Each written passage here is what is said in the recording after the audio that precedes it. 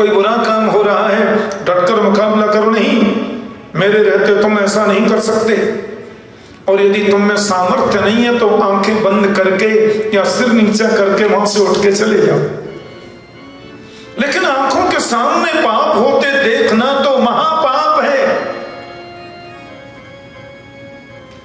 भीष्म इतना कह रहे थे कि पांडवों के बीच में खड़ी द्रौपदी हंस गई। भीष्म परमात्मा की सृष्टि का कोहिनूर। 12 भागवतों में एक भागवत, और भीष्म जब भी बोलते थे तो द्रौपदी की सासू जी कुंती की भी सामर्थ्य नहीं कि बीच में कुछ बोल जाए। और भीष्म जैसा वक्ता, भगवान का परम भक्त, भीष्म ने ऐसी आंखें करके सिर तो घुमा नहीं सकते, द्रौपदी को देखा, बेटी तुम्हें हंसी क्यों आ गई? मैं कुछ कह रहा था, तुम हंस गई क्यों? कुछ गलत कहा मैंने? नहीं, पितामह माफ कर दीजिए, गलती हो गई। नहीं बेटी, जो कुलीन स्त्रियां होती हैं, जो कुलवती नारी होती है, उसकी जरा सी मुस्कुराहट में भी कोई कारण छुपा होता है। अकारण वो कभी हंसती नहीं।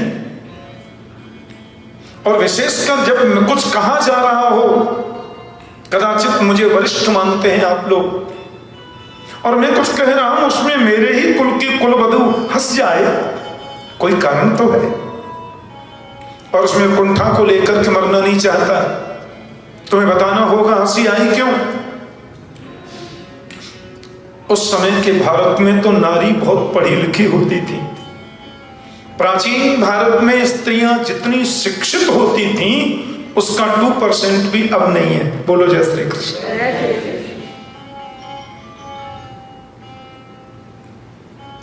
द्रौपदी ने साहस किया, बोली पितामह मैं पूछना चाहती हूं, आज तो आप बड़े भारी ज्ञान का उपदेश कर रहे हैं कि आंखों के सामने पाप होते देखना महापाप है, तो ये महापाप आपने क्यों किया? मैंने किया जी, और बहुत पुरानी बात नहीं है, 13 वर्ष पहले की बात है। मैं रजोधर्म का पालन कर रही थी और पांडव लोग जुआ खेलने बैठ गए दुर्योधन के संग और जुए में हार गए, और पांडव लोग स्वयं दास बन गए। फिर पांडवों ने दुर्योधन के कहने से मुझे दांव पर लगा दिया, और रजोधर्म का पालन करने वाली, अंतःपुर में वास करने वाली राजरानी द्रौपदी को खींच करके दुशासन लाया। ये अधर्म है। और जब दुर्योधन के कहने से दुशासन मुझे खींच करके लाया और मैं सभा में आई, तो मैंने देखा सभा में सबसे ऊंची गद्दी पे आप बैठे थे, क्योंकि आप पितामह हो। धृतराष्ट्र जी को तो दिखता नहीं, वे अंधे हैं, लेकिन कर्ण, विकर्ण, दुर्योधन, दुशासन, द्रोणाचार्य सब तो बैठे थे। और मैंने पहला प्रश्न आपसे किया था, पितामह एक रजस्वला नारी को सभा में खींच कर लाया जाना ये कहां का धर्म है? और मैं आपसे पूछती हूं कि पांडव लोग जब जुए में हार कर स्वयं दास बन गए, तो एक दास को एक रानी को दांव पर लगाने का क्या अधिकार है? मैं कौरव पांडवों के संविधान को जानती हूं, और उस संविधान के अनुसार आपका प्रभुत्व कितना है ये भी मुझे विदित है।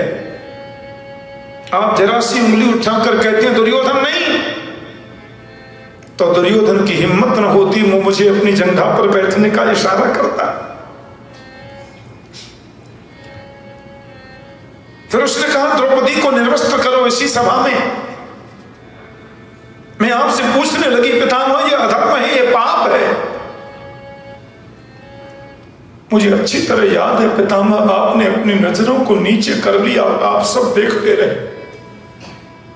आप जैसा धर्मात्मा, आप जैसा धर्मधुरीण व्यक्ति, द्वादश भागवतों में एक भागवत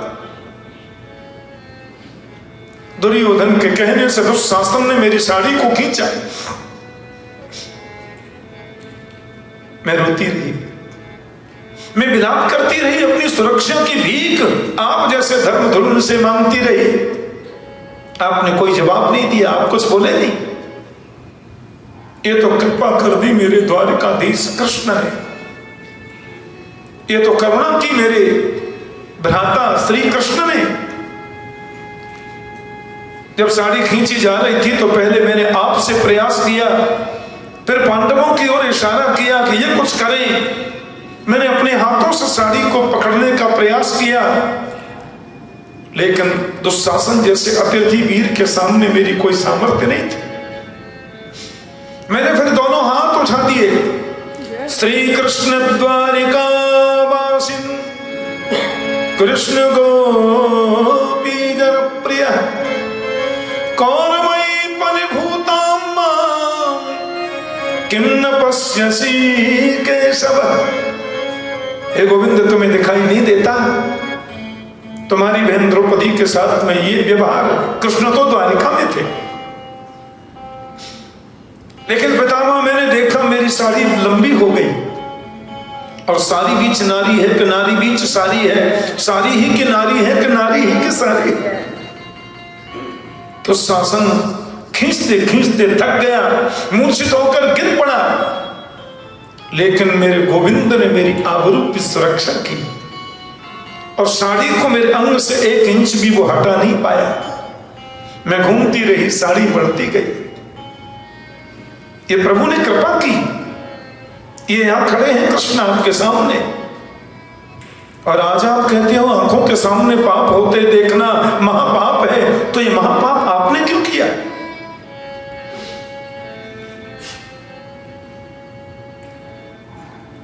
द्रौपदी का इतना कहना था, भीष्म के नेत्रों से आंसुओं की धार बची, और जो महापुरुष अपने जीवन में कभी रोया नहीं, ये धर्मधुरीण व्यक्ति द्रौपदी से कहता, बेटी तुम सत्य कहती हो, मैं वही अभागा भीष्म हूं जिसकी आंखों के सामने तुम्हें निर्वस्त्र किया जा रहा था और मैं कुछ न कर सका, क्योंकि मैंने उस समय दुष्ट दुर्योधन का दूषित अन्न खाया था, और जैसा खाओ अन्न वैसा हो गया। दुर्योधन के अन्न से जितना रक्त मेरे शरीर में बना था, आज 54 दिन से 1-1 बूंद करके पूरा रक्त निकल चुका है शरीर से। आज मेरा मन शुद्ध है, मेरे विचार शुद्ध हैं, मेरी बुद्धि पवित्र है। और एक बात तुमसे कहूं, एक बात बताओ, मुझे बाणों की सैया पर किसने डाला? द्रौपदी बोली, मेरे पति अर्जुन ने। तू जरा सोच बेटी, हे अर्जुन, जिसको उंगली पकड़कर चलना मैंने सिखाया, मेरे हाथ में धनुष बाण हो, अर्जुन तो क्या देवताओं का राजा इंद्र भी भीष्म का सामना नहीं कर सकता। महाभारत के 3 सबसे बड़े वीर माने गए हैं, सबसे बड़े योद्धा 3, उसमें पहला है श्री योगेश्वर कृष्ण, जिनके धनुष का नाम है सारंग। सारंग पाणी कृष्ण का नाम है, पाणी माने हाथ, जिसके हाथ में सारंग धनुष है। महाभारत का दूसरा सबसे श्रेष्ठ वीर है भीष्म पितामह, और महाभारत का तीसरा सबसे श्रेष्ठ वीर है श्रीमान कर्ण। कर्ण जो है दुर्योधन के मित्र, लेकिन कुंती के पुत्र थे। ये अर्जुन ये बाण मारता गया, मैं गिरता गया। ये बाण मारे जाए, मैं गिरता जाऊं, मैंने धनुष बाण भी छुए नहीं और मैं गिर गया। फिर मैंने कहा मुझे प्यास लगी है, मुझे तकिया चाहिए, सिर लटक रहा है, तो इसने 3 बाण मारकर मेरे सिर को तकिया बना दिया। मैंने कहा प्यास लगी है, तो इसने बाण मारकर पानी निकाल दिया, गंगा, बाण गंगा मेरे मुंह में आ गई। तू सोच बेटी, 54 दिन से बाणों की सैया पर पड़ा भीष्म अर्जुन के मारने से मरेगा? ये तो बच्चा है। लेकिन मैं कुछ नहीं बोला। ये बाण मारता गया और मैं जमीन पर गिरता गया, और 54 दिन से बाणों की सैया पर पड़ा हूं मैं। बेटी, एक बात बताऊं, 2000 बिच्छू यदि एक साथ डंक मार दें, उनसे जितनी तकलीफ होती है ना, उससे 1000 गुना कष्ट मुझे 54 दिन से हो रहा है। रोम रोम में मेरे बाण, जहरीले बाण लगे हुए हैं, और मैं सह रहा हूं। क्यों? क्योंकि मैं उसी पाप का प्रायश्चित कर रहा हूं। ये मेरे जीवन का पाप हुआ। एक परम धर्मावलंबिनी जनक महाराज, द्रौपद महाराज की बेटी, जो अग्नि से प्रकट हुई, द्रौपदी गर्भ से प्रकट नहीं हुई, अग्निकुंड से पैदा हुई थी। द्रौपदी बहुत महत्वपूर्ण पात्र है। उसका अपमान में देखता रहा, मैं कुछ बोला नहीं। उसी पाप का प्रायश्चित कर रहा हूं मैं 54 दिन से। द्रौपदी चरणों में गिर के रोई, पितामह मुझे ऐसा नहीं करना चाहिए, नहीं पूछना था। अच्छा हुआ ना, मन की शंका समाधान हो गई। भीष्म ने राजधर्म की व्याख्या की कि राजधर्म दान धर्म मोक्ष धर्म विभागस स्त्री धर्म भगवत धर्म समासव्यासयोगतः। स्त्री धर्म की व्याख्या करी, राजधर्म की व्याख्या की, आनंदित हुए, पांडवों को सुख मिला। फिर मोक्ष धर्म की व्याख्या, बहुत बड़े ज्ञानी है भीष्म। पांडवों के नेत्र सजल हैं, द्रौपदी रो रही हैं। भीष्म ने कहा अब तुम लोगों का उपदेश खत्म, अब मैं तुमसे बात नहीं करूंगा, अब मैं गोविंद से बात करना चाहता हूं। दो भीष्म ने पहले आंखें बंद की, फिर जरा सी आंखें खोल करके कन्हैया को देखा, कृष्ण को देखा।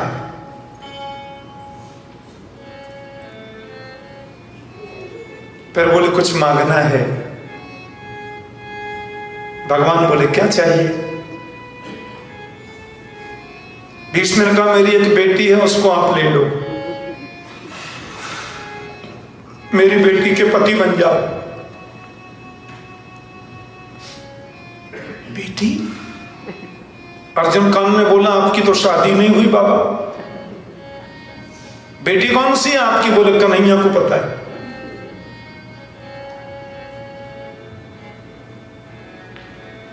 इतिमति रूपकल्पिता वितृष्णा भगवती सात्वत पुंगवे विभुम्नि स्वसुखमुपगते क्वचित् विहर्तुं प्रकृतिमुपेयुषयत् भवप्रभा। मेरी बेटी का नाम है बुद्धि। इतिमति, मति माने बुद्धि। मैं अपनी बुद्धि रूपी पुत्री को आज आपको देना चाहता हूं। भगवान ने इशारे से कहा मुझे बुद्धि रूपी पुत्री नहीं चाहिए, ये पुत्री मुझे दोगे तो साथ में तृष्णा भी आई। बुद्धि के संग तृष्णा जुड़ी है। तृष्णा, भीष्म बोले वितृष्णा, देखता तृष्णा वितृष्णा। अब मेरी बुद्धि में कोई तृष्णा नहीं, और मुझे ऐसा लगता है कि आपसे सुंदर वर मेरी बुद्धि के लिए हो नहीं सकता।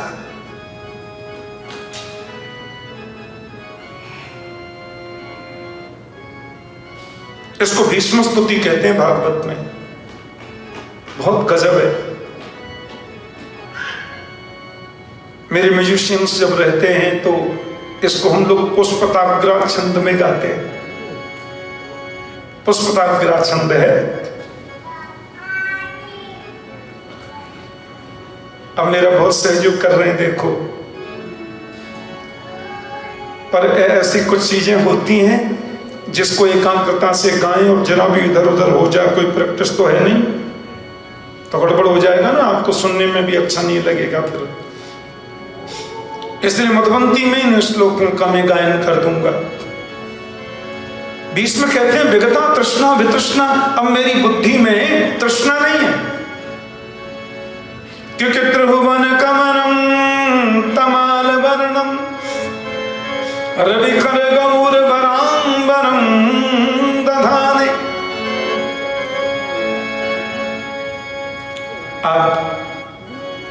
आप यदि फेसबुक पे भक्ति पथ के पेज पर देखते हो, यूट्यूब वगैरह में भी, तो मेरे पुत्र चिरंजीव इंद्रेश उपाध्याय ने भीष्म स्तुति इतने गजब से गाई है, मैं तो पूरी सुन ही नहीं पाता, इतने राग में भागवत के सब स्तोत्रों को उसने गाया है। अभी उनकी कथा वृंदावन में चल रही है, आस्था पर डीला आ रही है, अवसर मिले तो आप देखें, क्योंकि भारत में अब सुबह हो रहा है, आज उनका जन्मदिन है इंद्रेश का। बहुत संत लोग, बड़े संत लोग उसके जन्मदिन के उपलक्ष्य में ही भागवत हो रही है, मेरठ के भक्त लोग करा रहे हैं। आज अभी सवेरे गोवर्धन में महाअभिषेक है, दुग्धाभिषेक, फिर दोपहर में उनकी कथा है 3 से 7, रात्रि में फिर भजन संध्याएं, बड़े बड़े गायक लोग आए। और क्योंकि अब वहां सवेरा हुआ तो कथा के बाद में फोन पे आशीर्वाद दे दूंगा। वहां 7 तारीख का सुबह हो रहा है ना, प्रेम से बोलो जय श्री कृष्ण। बड़े भाव से गाइए। त्रिभुवन कमलम तमाल वर्णम रवि कर गौर वरांबरम दधाने। कमनीय किशोर मूर्ति है, इतनी सुंदर झांकी, इतना सुंदर वर मेरी बुद्धि रूपी पुत्री को कहां मिलेगा। और देखो, ये बुद्धि जब तक प्रभु चरणों में समर्पित नहीं होती तब तक सद्बुद्धि नहीं होती। आपकी तो एक एक लीला मुझे याद आ रही है। कृष्णनिगम अपहाय मत प्रतिज्ञा मृतम अधिकर्तुम बब्लुतो रथस्तः धृतरथ चरणोभ्यया चलद्गुः हरिहिमहं तुमिमं गतोत्तरीय। बीच में याद दिला रही, जब महाभारत का युद्ध हो रहा था ना, तो भगवान ने कहा भैया हमारे लिए दोनों बराबर है, हम दोनों की सहायता करेंगे, दोनों आ जाना। पता चला कौरवों की ओर से दुर्योधन और पांडवों की ओर से अर्जुन भगवान से मांगने जा रहे सहायता। अब युद्ध होगा।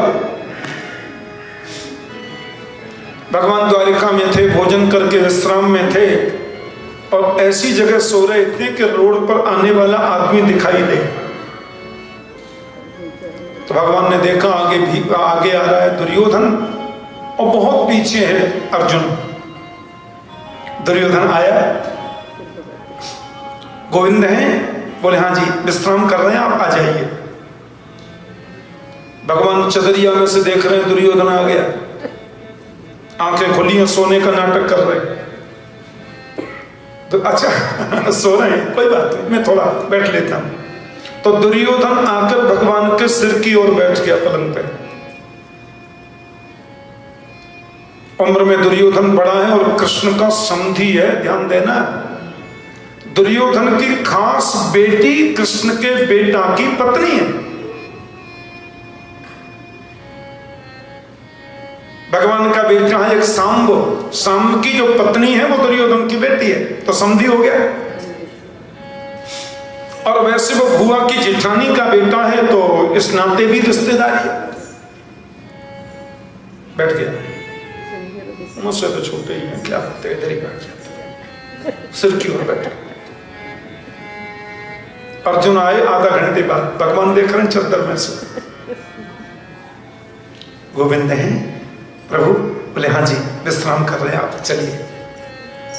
अर्जुन आए और भगवान के चरणों की ओर बैठ के पलंग पे, और जैसे ही अर्जुन बैठे भगवान तुरंत उठे और उठते बोले हाँ अर्जुन कब आए तुम? अर्जुन बोला अभी अभी अभी अभी अभी आया हूँ प्रभु, बैठा ही हूँ। अच्छा अच्छा, और सब ठीक हैं और सब आनंद हैं? अब देखो भाई, मैंने तो बहुत प्रयास किया, अशांति दूत बन के भी गया, आप लोगों को बहुत समझाया और तुम लोग सुनते ही नहीं हो, मैं क्या करूं? हाँ तो अब युद्ध तो अवश्यंभावी है, युद्ध तो हो ही रहा है, अब वो टल तो सकता नहीं है। अब क्या चाहिए तुम्हें बोलो? एक तरफ रहेगी मेरी सेना, एक तरफ रहूंगा मैं अकेला। दुर्योधन बोला हम 45 मिनट पहले के आके बैठे हैं, जो पहले आए उसको पहले मांगने का अधिकार होता है। अच्छा आप भी आए हैं क्या? पर देखो दुर्योधन जी, माफ करना, मेरी नजर तो अर्जुन पर पहले पड़ी है। भगवान ये संदेश भी देना चाहते हैं कि चरणों की ओर बैठने वाले को मैं पहले देखता हूं, पीठ की ओर बैठने वाले को तो मैं देख ही नहीं पाता। वाल्मीकि रामायण में राम जी कहते हैं कि सकृदेव प्रपन्नाय तवास्मीति तुयाचते अभयं सर्वभूतेभ्यो ददाम्येतद्व्रतं मम। राम जी कहते हैं कोई व्यक्ति एक बार मेरे सामने आकर बोल दे हे राम जी मैं आपका हूं, सर्वभूतेभ्यो अभयम ददामि, प्राणी मात्र से उसे अभय देता हूं, ये मेरी प्रतिज्ञा है। तो मेरी नजर अर्जुन पर पहले पली है तो अर्जुन ही मांगेंगे पहले, कोई बात नहीं। बोलो, एक तरफ रहेगी मेरी नारायणी सेना और एक तरफ रहूंगा मैं अकेला। और सुन लो, मैं अकेला जिस तरफ रहूंगा, धनुष बाण तलवार बल्लम फरसा अट्ठा, जब तक युद्ध चलेगा मैं छूंगा भी नहीं। तुम ज्यादा कहोगे तुम्हारे रथ को हाँक सकता हूं और मुझे कुछ आता नहीं। अब तुम्हें सेना चाहिए कि मैं? अर्जुन बोले मुझे रथ चलाने वाला ही तो चाहिए। रथ चलाने वाला गोविंद हो जाए तो रथ कभी गलत रास्ते पर जाएगा ही नहीं। देखना इंद्रियों के न घोड़े भगे, उनमें हरदम ये संयम के कोड़े लगे। अपने रथ को सुमार्ग लगाते चलो, कृष्ण गोविंद गोपाल गाते चलो। मुझे रथ चलाने आप सारथी बन जाएंगे ना? बोले हाँ वो तो कर लेंगे। दुर्योधन बोला पागल है, इनको मांग लिया रथ चलाएंगे, वहां कोई मुरलिया थोड़ी बजवानी है, वहां तो युद्ध करने वाला चाहिए। बुद्धि नहीं है अर्जुन में। भाई बात नहीं, अच्छा हुआ इसने मांग लिया।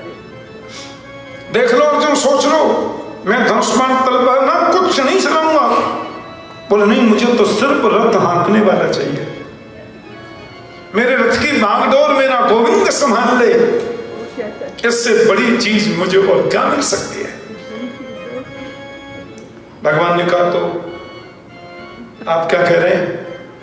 बोले सेना हमको दे दीजिए, बात खत्म। दुर्योधन बोला सेना, पूरी नारायणी सेना हमारी सहायता में रहे। भगवान ने कह दिया धनुष्बाण हम चलाएंगे नहीं। ये बात भीष्म जी को पता चल गई और आज भीष्म कह रहे हैं कि मैं जब कौरवों की सेना का सेनापति बना और सामने अर्जुन के रथ पर सारथी बना हुआ कृष्ण मैंने आपको देखा, बाणों के सैया पर पड़े पड़े कह रहे, तो मैंने भी अपना धनुष उठाया और प्रतिज्ञा कर ली रथ में बैठे बैठे, आज जो हरिहीन शस्त्र गहाऊं तो राजुम गंगा जननी को मैं शांतनु सुतना कहाऊं। मैंने प्रतिज्ञा कर ली, कृष्ण की प्रतिज्ञा है शस्त्र ग्रहण नहीं करूंगा।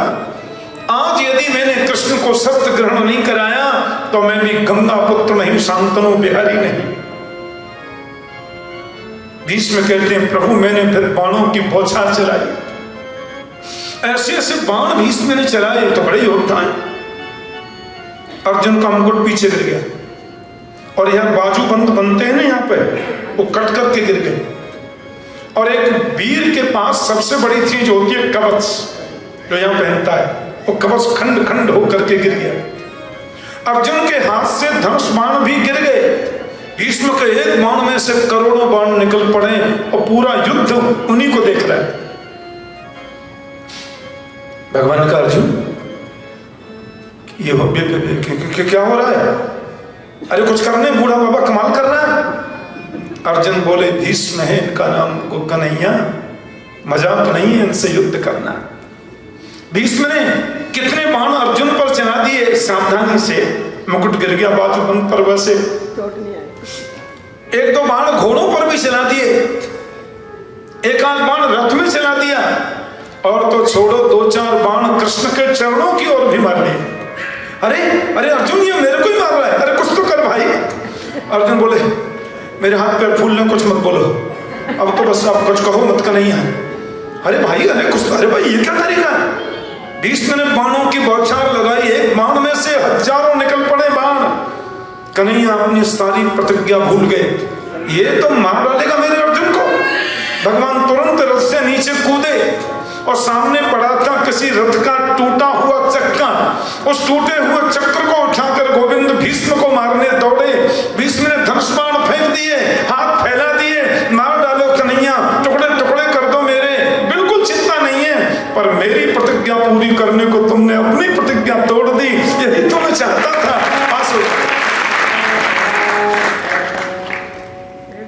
आज भीष्म रोते हुए कह रहे हैं क्या था मुझ में?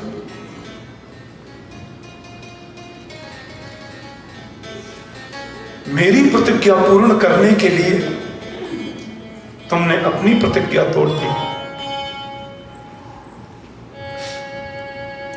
स्वनिगम पहाय मत प्रतिज्ञा मृतमधिकर तुम बप्लुतो रथस्थः धृतरथ चरणो भयाचरतु हरिहि महन्तुमिमं गतोत्तरीय। क्या था मुझ में?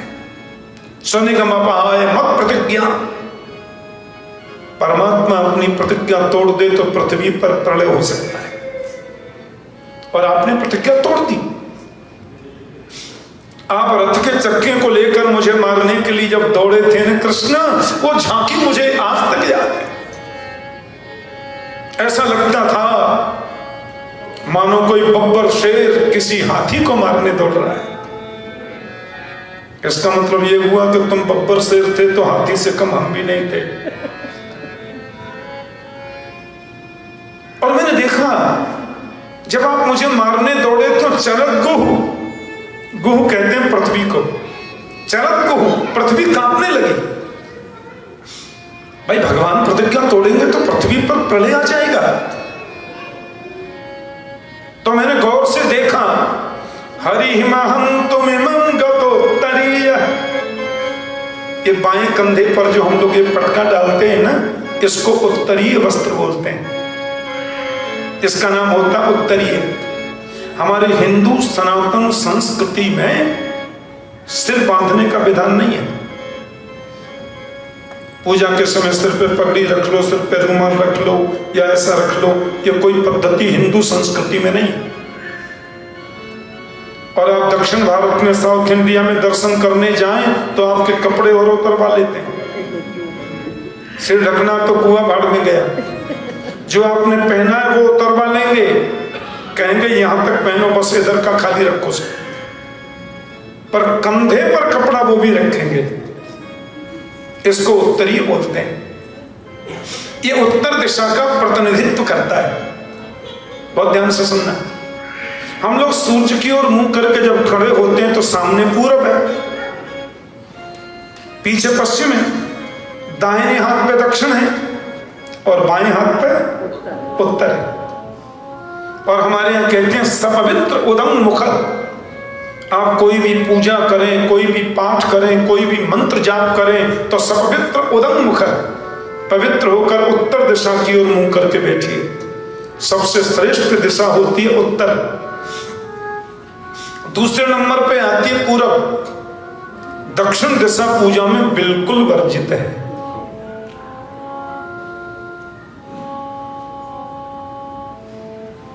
इसलिए हमारे भारत में मंदिरों का मुख दक्षिण में नहीं होता है। दुनिया का केवल एक मंदिर है, श्रीरंगम, क्योंकि विभीषण जब लेके जा रहे थे रंगनाथ जी को, वो भारत छोड़ के जाना नहीं चाहते लंका में, तो बीच में रोकना पड़ा। विभीषण बोले मैं तो लंका ले जाना चाहता था। भगवान बोले मैंने कहा ना जहां रख दोगे वहां से आगे नहीं जाऊंगा। विभीषण बोला तो कृपा करो, तो प्रभु ने कहा ठीक है मैं तुम्हारी ओर देखता रहूंगा। इसलिए उनका मुख दक्षिण में जरूर है। विभीषण के दक्षिण में ना लंका। उत्तर दिशा का प्रतिनिधित्व करता है ये, इसलिए इसको बोलते हैं उत्तरीय। हमारे यहाँ पूजा में, पाठ में, सत्संग में, कथा में उत्तरीय जरूर रखना चाहिए। अनुष्ठानों में विधान है इसका। और उस उत्तरीय में ही पत्नी का और बांध लेते हैं, पत्नी का गठजोड़ करते हैं, बिना उसके तो पूजा आप कर नहीं सकते। तो भीष्म कहते हैं मैंने देखा अपने रथ से कि आप जब मारने दौड़े और पृथ्वी कांपने लगी तो गतोत्तरीय है, आपका उत्तरीय वस्त्र आपके कंधे से गिरा और जैसे वो पृथ्वी पर गिरा पृथ्वी कांपना बंद। क्योंकि उसने कहा देवी तुम डरो मत। ये भगवान ने प्रतिज्ञा नहीं तोड़ी अपनी, ये तो भक्त की प्रतिज्ञा को सार्थक किया है, उसकी प्रतिज्ञा को पूर्ण किया है। प्रलय की जरूरत नहीं। क्या था मुझ में? मेरी प्रतिज्ञा आपने पूरी की। रथ के चक्के को लेकर सुदर्शन चक्र की भांति मुझे मारने दौड़ने वाली आपकी झांकी मेरे हृदय में आकर बैठ जाए,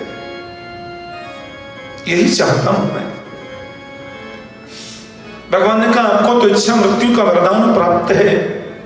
भीष्म जब तक नहीं चाहे मरेंगे नहीं, ऐसा उनको वरदान प्राप्त है। भीष्म बोले अब 1 मिनट भी जीना नहीं चाहता। देहांत काले तुम सामने हो, वंशी बजाते मन को लुभाते, यही गीत गाते मैं तन नाथ त्यागूं, गोविंद दामोदर माधवेति। इतना तो करना स्वामी जब प्राण तन से निकले, गोविंद नाम जपकर जब प्राण तन से निकले।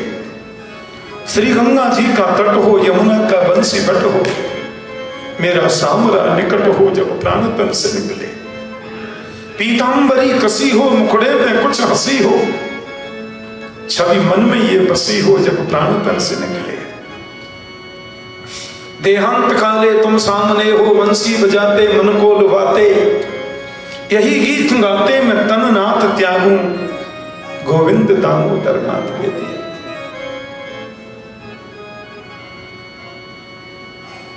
यही भाव है।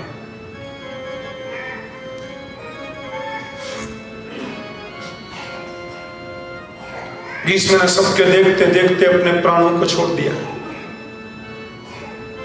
बहुत रोए पांडव। कृष्ण बोले नहीं, इस महापुरुष का सत्कार करो। उनके संस्कार हुए, भगवान द्वारिका चले गए।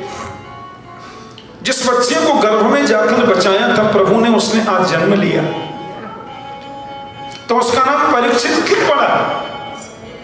कि बालक जन्म लेते ही पालती लगा के बैठ गया और उसे देखने लगा। ऐसा कभी होता है क्या? आपने कभी देखा है? जन्म लेते कोई बालक पालती लगा के बैठकर ऐसे देखे भीड़ में कि कौरव पांडवों के वंश का बीज यही बचा है, बस सब खत्म हो चुके। कौरवों का कोई बच्चा जीवित नहीं रहा, कौरव सब मर गए, पांडव बूढ़े हो रहे, मरी जाएंगे, यही तो बचा है। कौरव पांडव भी कौरव ही हैं वैसे तो, कुरुवंश। तो भीड़ में देख रहा है माता कुंती ने वेद व्यास जी से पूछा, वहीं खड़े थे, ये कैसा बालक है? बच्चे तो अंगा अंगा अंगा अंगा करके रोते हैं, तो रो ही नहीं रहा। अरे देख क्या रहा है? व्यास जी बोले, देख रहा है कि जिसने गर्भ में प्रवेश करके मेरी प्राण रक्षा करी थी, वो इस भीड़ में कहां छुपा है। परितः इच्छति परीक्षित, ऐसी इच्छा रखने की वजह से उसका नाम परीक्षित है।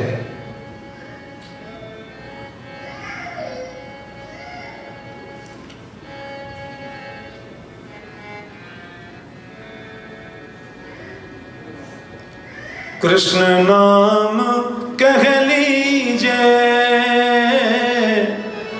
बांके बिहारी कह लीजिए।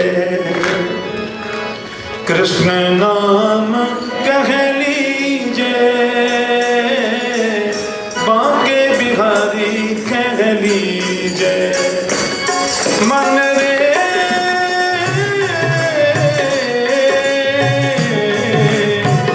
कृष्ण नाम कह लीजिए, बांके बिहारी कह लीजिए। मन रे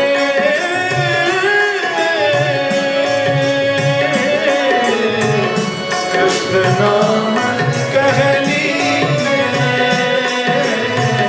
बांके बिहारी कह लीजिए।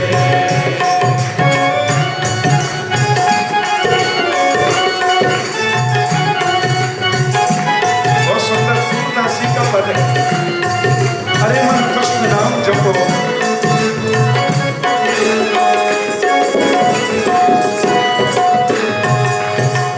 पढ़िए सुनिए भगति भागवत, और कहा तप कीजिए।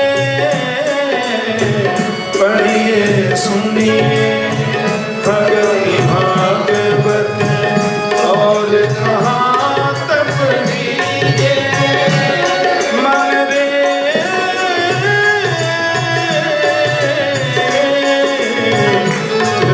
नाम कह लीजिए,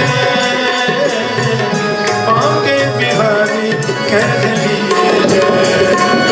मन रे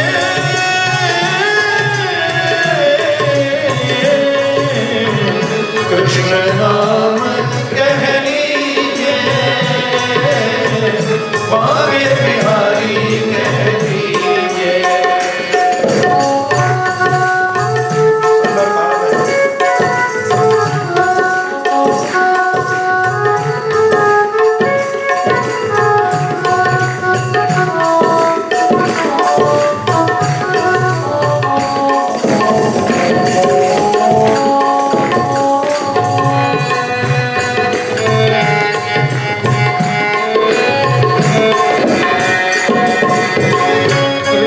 नाम रस बहो जात है, तृषावंत हुए पीजे। कृष्ण नाम रस बहो जात है, तृषावंत हुए पीजे। सूरदास हरि शरण का किए, सूरदास सूरदास हरि शरण का किए, सूरदास हरि शरण का किए। हृदा काहे जीजे, मन रे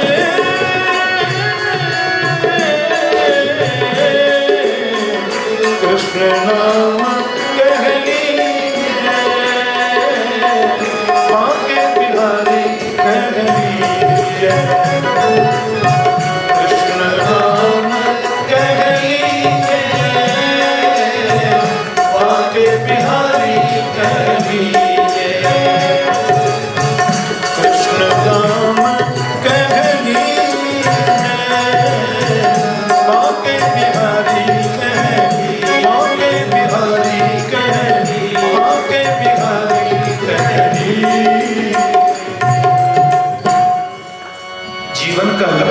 जिसने बना लिया मुझे कृष्ण को पाना है, वही परीक्षित है। भगवान ने आशीर्वाद दिया, द्वारिका अर्जुन को भी ले गए। अर्जुन की आंखों के सामने द्वारिका में यदुवंश को शाप लगा और हुआ ऐसा, बलराम जी से स्नान बन के चले गए,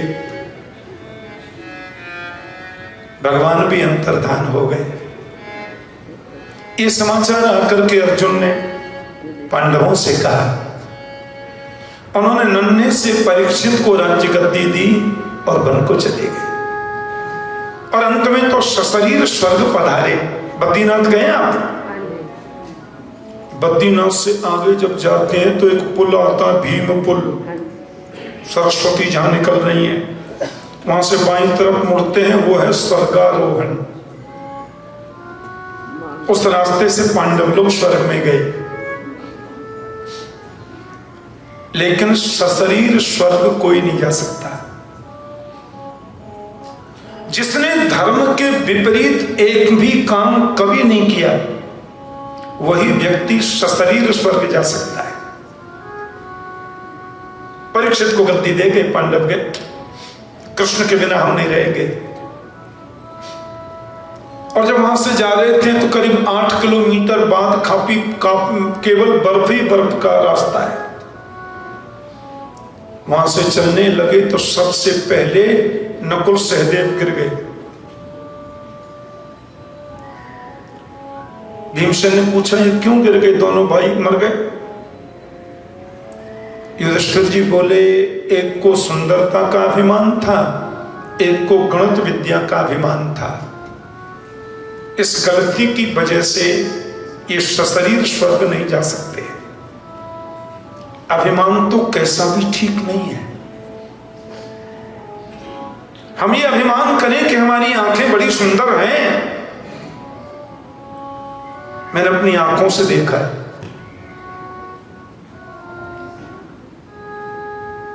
वैंकूवर में लक्ष्मी नारायण मंदिर है। वहां एक आदमी आए, चश्मा पहने, काला। लोग उसके पकड़ के लाए, प्रणाम किया। हमने कहा, ये क्या हुआ? बोले, 6 महीना पहले मेरी रोशनी चली गई।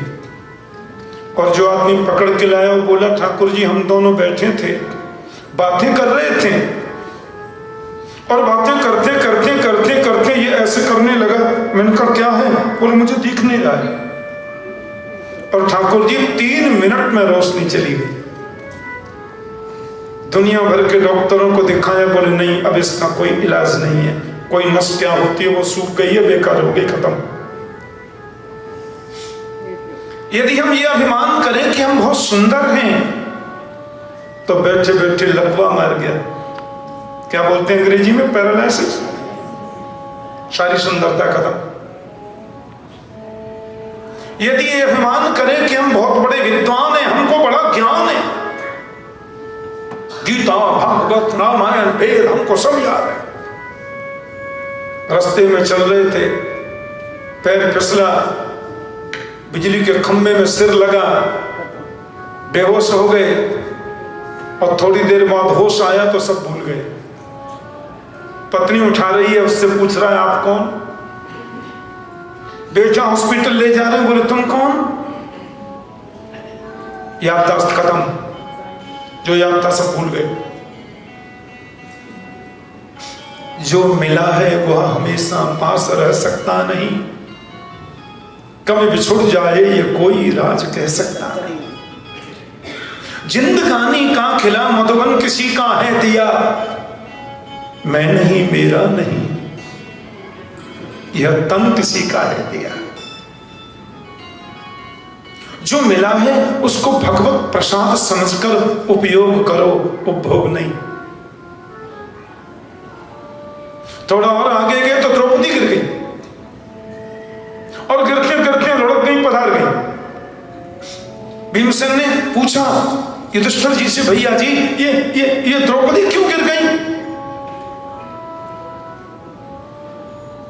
बोले, पति तो हम 5 थे, पर इसका आकर्षण अर्जुन के प्रति ज्यादा था। ये अधर्म है। और आगे गए, अर्जुन गिर गए। भैया ये अर्जुन क्यों गिर रहे हैं? बोले इसको गांडीव धनुष का अभिमान था। न हम संकर्षणो ब्रह्मन् न कृष्णो कार्ष्णिरेवच अहं वा अर्जुनो नाम गांडीवम यस्य वै धन। आगे गए तो भीमसेन भी गिरने लगे। भैया जी मुझे तो बताते जाओ, मैं क्यों गिर रहा हूं, मर रहा हूं? बोले तुम बहुत ज्यादा खाते थे। यावत व्रियेथ जठरम तावत सत्वं हि देहिनां अधिकं योऽभिमन्येत सस्तेनो दंडमर्हति। पांडवों के घर भोजन बनता था तो आधे भोजन में अकेले भीमसेन, आधे में पूरा खानदान। हाँ, 2.5 मन लड्डू तो ब्रेकफास्ट में खाते थे। बोलो जय श्री कृष्ण। भीमसेन और ज्यादा नहीं, केवल 2 मन दूध पीते थे गाय का ब्रेकफास्ट। मीठा बड़ा प्रिय था उन्हें। आगे गए तो युधिष्ठिर जी के संग एक कुत्ता चलने लगा। बोले मेरे संग ही जाएगा। वो धर्मराज थे। युधिष्ठिर जी पहुंचे स्वर्ग में, तो स्वर्ग में जाने से पहले इनको 1 मिनट के लिए नरक में जाना पड़ा। मुझे नरक में क्यों लाए आप लोग? पूरे जीवन में एक बार आपने झूठ बोला था। नहीं, मैंने तो कभी नहीं बोला। बोले आपने बोला तो था, नरोवा कुंजरोवा। द्रोणाचार्य का इकलौता बेटा अश्वत्थामा है, और द्रोणाचार्य का नियम है कि मेरे बेटे का अप्रिय समाचार मैं सुनूंगा तो धनुष बाण फेंक दूंगा। और द्रोणाचार्य के हाथ में धनुष बाण है तो पांडवों से जीत नहीं सकते। गुरु जी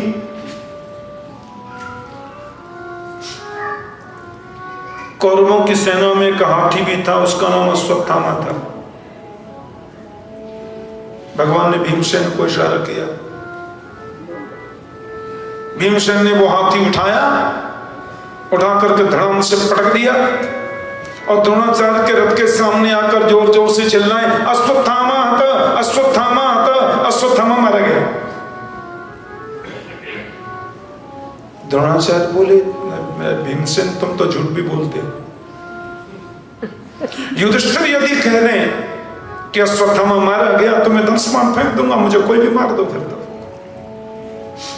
युधिष्ठिर की बगल में श्री कृष्ण आ गए अर्जुन का रथ लेकर और बोले बोलो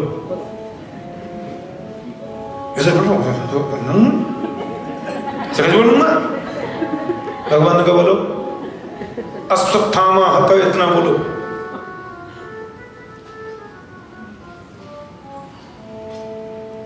तो भगवान ने कहा तो युधिष्ठिर तैयार हो गए। अश्वत्थामा हत। द्रोणाचार्य बोले बेटा अश्वत्थामा मर गया तो अब मैं क्या करूंगा? जी के धनुष बाण फेंक दिया।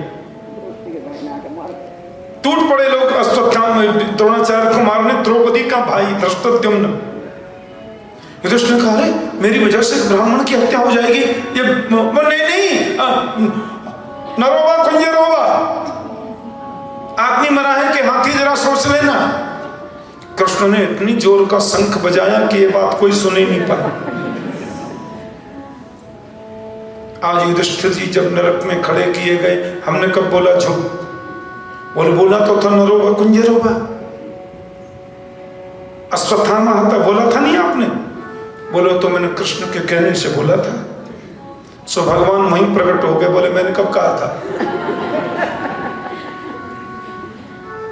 आपने बोला तो था अश्वत्थामा हता। बोलो। बोले जैसा मैंने कहा वैसा आपने कब बोला? मैंने कहा था सिर्फ इतना बोलो अश्वत्थामा हता, तो आपकी बात झूठ नहीं थी, क्योंकि जो मरने वाला था वो अश्वत्थामा ही था। अब ये तो आपसे कोई पूछ नहीं रहा है कि हाथी है कि मनुष्य, क्योंकि उस हाथी का नाम अश्वत्थामा ही था। आप इतना ही बोलते अश्वत्थामा मारा गया तो झूठ था ही नहीं, पर नरोबा पंजरोबा जो अपनी तरफ से तुमने लगा दिया ना, इसलिए झूठ हो गया। युधिष्ठिर बोले प्रणाम करता हूं तुम्हें, कौन जीते तुमसे? 1 मिनट नरक। अब आप विचार करो, एक बार वो भी कृष्ण के इशारे से कहने पर, झूठ बोलने पर भी उनको 1 मिनट को नरक यातना झेलनी पड़ी। तो हम लोगों का नंबर कहां है? एक बार यदि सत्य बोल दिया तो बोर्ड लिखकर द्वार पे टांग देते हैं, हरिश्चंद्र के बाद अब हमारा ही नंबर है। झूठ दिन में कितनी बार बोलते हैं उसकी कोई गिनती नहीं। परीक्षित बड़े हुए, शादी हो गई, हस्तिनापुर के राजा हैं, 4 बेटाएं, अश्वत्थ और सबसे बड़े का नाम जन्मेजय। परीक्षित घूमते गए तो उन्होंने कलयुग को देखा। एक पैर से खड़े हुए बैल को मारने पर उतारू है, धर्म है वो बैल। आप तो जानते हैं धर्म के 4 चरण होते हैं, सत्य, दान, दया और पवित्रता। और कलयुग में धर्म का एक ही पैर बचता है, सत्य। कलयुग को छोड़ दिया, वो माथे में घुस गया, क्योंकि सोने में भी प्रवेश की बात कही। शमीक नाम के ऋषि के गले में सर्प डाल दिया, परीक्षित ने मरा हुआ। ऋषि के तेजस्वी पुत्र ने शाप दिया, 7वें दिन परीक्षित को तक्षक सर्प डस देगा, उनकी अकाल मृत्यु हो जाएगी। परीक्षित को जब ये सूचना मिली वो डरे नहीं। उमाजे राम चरण रत विगत काम मद क्रोध, निज प्रभु मय देख जगत के सन करहि विरोध। परमात्मा के चरणों में जिनकी अनन्य प्रेमाश्रया भक्ति है, वो सारी दुनिया को भगवान के रूप में देखते हैं, किसी से विरोध नहीं करते। कहीं सन करहि विरोध। परीक्षित ने पत्नी से कहा, ये तो कंफर्म हो गया, मैं 7 दिन जीवित रहूंगा। बेटे जन्मेजय को राज्य गद्दी देकर के वन को चले गए, गंगा किनारे एक बड़े से टीले पर आकर के बैठ गए, बटवृक्ष के नीचे। देखो ये बटवृक्ष क्या है? रामायण में लिखा है, बट विश्वास अचल निज धर्मा, तीर्थ राज समाज सुकर्मा। रामायण की कथा 4 जगह पे हुई है, आप सब जानते हैं। रामायण की कथा काकभूषुंड जी ने गरुड़ जी को सुनाई बटवृक्ष के नीचे। रामायण की कथा भगवान शिव ने शिवा को सुनाई, पार्वती जी को, बटवृक्ष के नीचे। रामायण की कथा याज्ञवल्क्य मुनि ने भरद्वाज मुनि को सुनाई, प्रयागराज में अक्षय बटवृक्ष के नीचे। और गोस्वामी तुलसीदास जी ने अपने मन को राम कथा सुनाई, विश्वास रूपी बटवृक्ष के नीचे। ये बटका जो वृक्ष है वो विश्वास का प्रतीक है। कथा जब भी सुनो विश्वास से सुनो, तुम्हारे जीवन की थाक को जो मिटा दे वो कथा है। तब कथामृतम तप्त जीवनम कवि विरीडितम कल्मषापहम, श्रवण मंगलम श्रीमदाततम विगणन्त ते भूरिदा जना।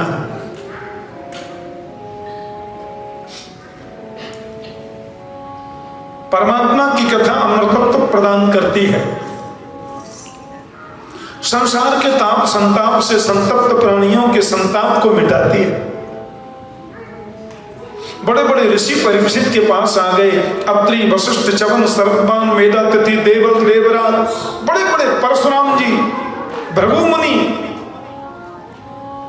पर कोई निर्णय नहीं कर सके कि 7 दिन में मुक्ति कैसे होगी।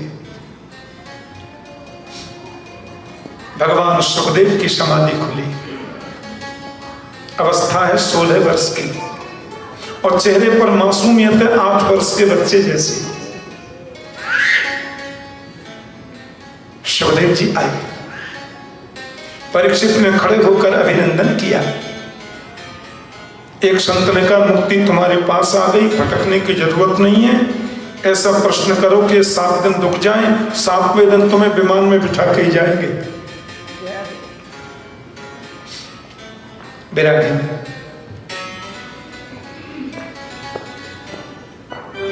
राजर्षि परीक्षित ने सुखदेव के चरणों में प्रणाम किया। यहां से भागवत कथा का शुभारंभ होता है। कल से अब तक तो भूमिका चल रही थी। अहो अद्य वयं ब्रह्मन् सदसेव्या क्षत्र बांधव कृपया तिथि रूपेण भवद्भिस्तीर्थका कृता। आपने बहुत बड़ी कृपा की, मुझे भागवतामृत पान कराया।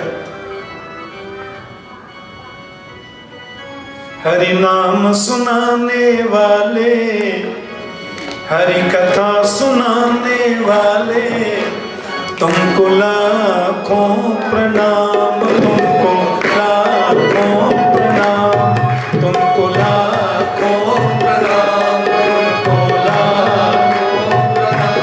हरि की कथा सुनाने वाले, हरि कथा सुनाने वाले। सुखदेव जी का गाना आपको पसंद नहीं है तो ताली में करंट नहीं है, गले में आवाज नहीं है, जरा भाव से गाइए। हम कोई अंग्रेजी में थोड़ी गा रहे हैं जो आपकी समझ में नहीं आ रहा हो। बोले महाराज ये अंग्रेजी तो हमारी यहाँ की मातृभाषा है, पर है तो हम हिंदुस्तानी, इसलिए जरा भाव से गाओ, सुखदेव जी का अभिनंदन करो। हरि कथा सुनाने वाले, हरि कथा सुनाने वाले, तुमको लाखों प्रणाम, तुमको लाखों प्रणाम, तुमको लाखों प्रणाम। हम भूल रहे थे वन में, बल खो बैठे थे तन में, हम भूल रहे थे वन में, बल खो बैठे थे मन में, हम भूल रहे थे वन में, बल खो बैठे थे तन में, हम भूल रहे थे वन में, बल खो बैठे थे तन में। ओ राज बताने वाले, ओ राज बताने वाले, ओ राज बताने वाले, ओ राज बताने वाले, ओ लाखों प्रणाम, तुमको लाखों प्रणाम, तुमको लाखों प्रणाम, तुमको लाखों प्रणाम। हरि की कथा सुनाने वाले, हरि कथा सुनाने वाले, तुमको लाखों प्रणाम, तुमको लाखों प्रणाम, तुमको लाखों प्रणाम, तुमको लाखों प्रणाम। विषयों का प्याला जा रहे थे हमके ढाला, लेकर विषयों का प्याला जा रहे थे हमके ढाला, लेकर विषयों का प्याला जा रहे थे हमके ढाला, लेकर विषयों का प्याला जा रहे थे हमके ढाला।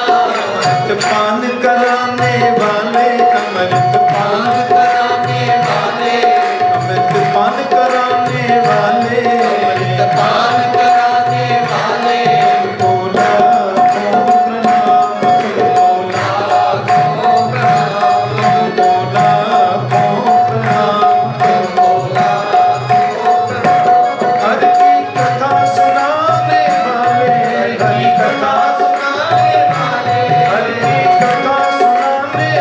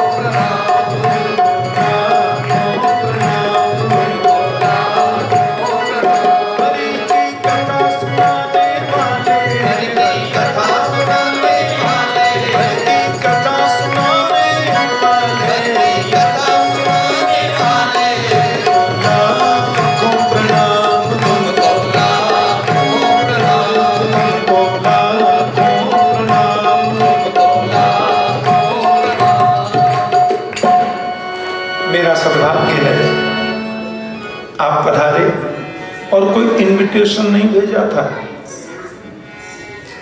सुखदेव जी ने ये नहीं कहा था व्हाट्सएप पर कि हमको राइट चाहिए तब आएंगे। तुम पात्र बन जाओ, महापुरुषों को बुलाना नहीं पड़ेगा, वो स्वतः आ जाएंगे। हमें पात्रता आनी चाहिए।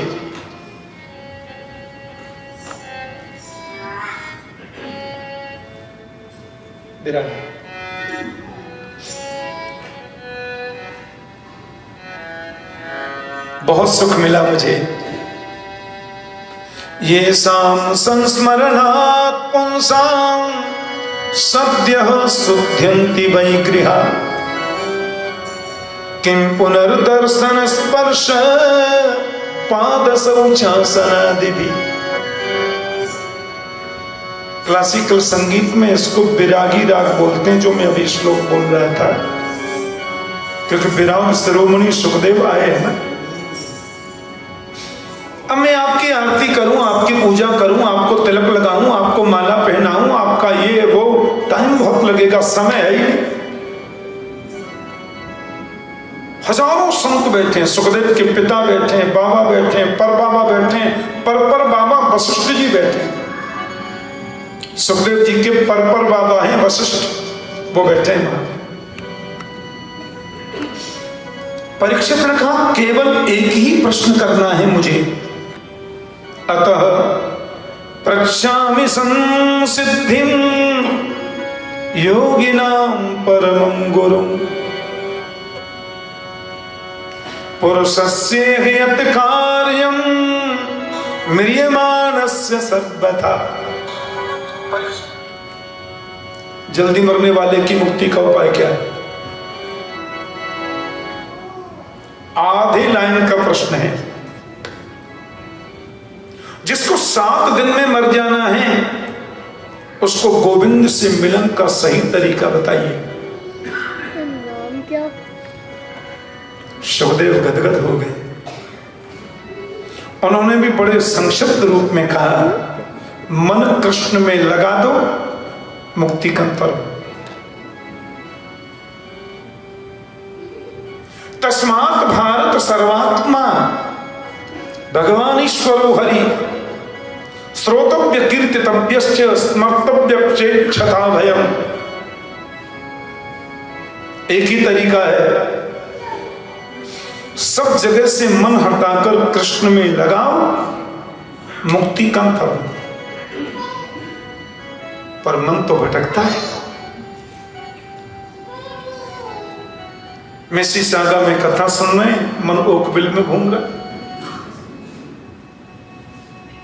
ब्रॉम्पटन में चला जाता है, कभी टोरंटो डाउनटाउन में चला गया, सीएन टावर पे घूम रहा है, ऊपर बैठे जाए कथा।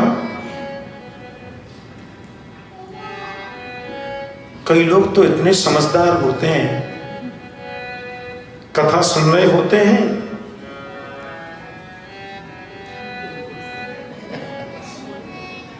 क्या चल रहा शेयर मार्केट का, खरीद। हाँ, उधर ही व्यापार की चर्चा भी हो जाती है। और आजकल तो ऐसे ऐसे ऐप चल गए हैं। हाँ, ये मन का भटकाव है, इसको काबू में करो। मन को वश में करना है तो पहले आसन को जीतो। सबसे पहले तो रात को जल्दी सोने की आदत डालो। भागवत में लिखा है 10 साढ़े 10 बजे तक आप पलंग पर लेट जाओ सोने के लिए, और सवेरे 4:30 बजे के बाद सोना पाप है। जो आदमी 10 साढ़े 10 बजे सोने चला जाए और 4 साढ़े 4 उठ जाए, 5 बजे तो घूमने